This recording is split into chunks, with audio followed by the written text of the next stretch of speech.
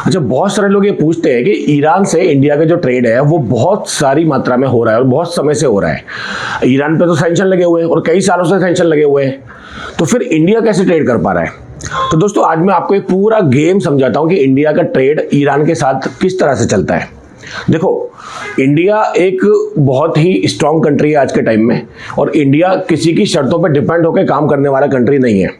मैं कोई बात ऐसी नहीं कर रहा हूँ कि कोई नई बात है, लेकिन ये बात आपने सबने सुनी होगी, पढ़ी होगी पिछले कुछ सालों में कि इंडिया अब एक नया भारत बन चुका है और नए तरीके से वो काम कर रहा है। अब जहां तक ईरान के ट्रेड की बात है, तो इंडिया ने यूएस को साफ साफ बोल दिया है कि इतनी हमारी ऑयल की, एनर्जी की रिक्वायरमेंट है, इतना हमें ट्रेड करना पड़ेगा ईरान के साथ में। तो वो सैंक्शन होने के बावजूद उतना ट्रेड हम ईरान से करते हैं, चाहे वो ऑयल इंपोर्ट करना होता है, चाहे ऑयल के जितने भी बाई प्रोडक्ट है, चाहे वो बिटुमिन है, चाहे वो यूरिया है, चाहे वो अदर केमिकल्स हैं जो क्रूड ऑयल से निकलते हैं, वो सारी चीज़ें भी इंडिया में आती है ईरान से। और उस सब के लिए इंडिया ने पहले से ही यूएस को मैंडेट दे के रखा हुआ है कि सैंक्शंस होने के बावजूद इतनी हमारी एनर्जी की रिक्वायरमेंट है और ये हम इंपोर्ट करने वाले हैं। Point number 1।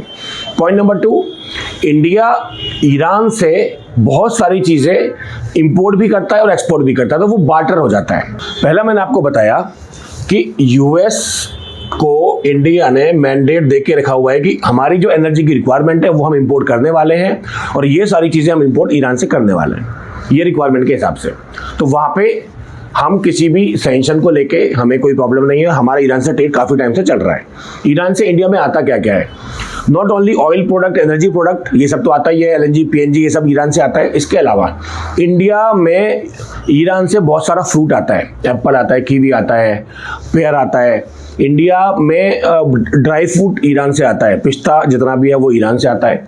आपके घरों में जितना भी पिस्ता खाया जाता है, अगर आप खाते हो स्वीट्स वगैरह में भी, वो सब मेनली ईरान से होता है। इसके अलावा जो आलमंड्स है वो ईरान से आते हैं, जो वॉलनट है वो ईरान से आते हैं, ठीक है ना। ये सारी चीज़ें ईरान से आती है। इंडिया ईरान को भेजता क्या है? इंडिया ईरान को भेजता है टी, कॉफ़ी, ये सारा इंडिया से जाता है। इंडिया टेक्सटाइल भेजता है, इंडिया फार्मा भेजता है, इंडिया मेडिसिन भेजता है, ये सारी चीज़ें इंडिया से ईरान जाती है।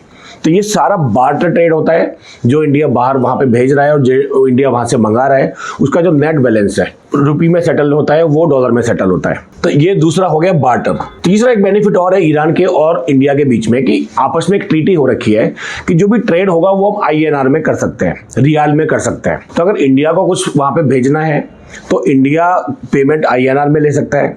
अगर ईरान को कुछ यहाँ से भेजना है तो हम उसको रियाल में पेमेंट कर सकते हैं। रियाल ईरान की करेंसी है और ये दोनों का सेटलमेंट आपस में होता रहता है, उसके लिए US डॉलर की जरूरत नहीं है। तो एक तरह से हमने US को बाईपास कर दिया है। तो ये तीसरा रीजन हो गया कि हम उनको बार्टर के अलावा INR और रियाल में भी हम लोग ट्रेड कर सकते हैं। एक चौथा तरीका जिससे हम ये सारा ट्रेड कर पा रहे हैं इजीली और बहुत समय से कर पा रहे हैं, बहुत आसानी से कर पा रहे हैं, वो है क्रॉस कंट्री के थ्रू काम करना। बीच में मिडिल ईस्ट के थ्रू, दुबई के थ्रू काफी सारा काम होता है। यानी पेमेंट होता है दुबई की कंपनी में और माल जाता है ईरान में, पेमेंट होता है दुबई की कंपनी में, माल आता है इंडिया में, मुंबई में। तो क्रॉस कंट्री बीच में आ गया, UAE आ गया, यानी दुबई आ गया और वहां के थ्रू भी काफी सारा ट्रेड होता है। तो ये क्रॉस कंट्री ट्रेड भी, क्रॉस कंट्री पेमेंट भी इस तरह से होता है, क्रॉस कंट्री पेमेंट। तो इस 4 तरीके से इंडिया और ईरान के बीच में ट्रेड स्मूथली चल रहा है काफी समय से, आगे भी चलता रहेगा और इसमें किसी को कोई भी डिफिकल्टी नहीं आने वाली है। दोस्तों ऐसी बहुत सारी चीजें मुझे आपको शेयर करनी है आने वाले वीडियोस में। कनेक्टेड रहिए हमारे चैनल के साथ में और बहुत सारी इंफॉर्मेशन आपको मिलने वाली है। तब तक के लिए thank you, bye, take care.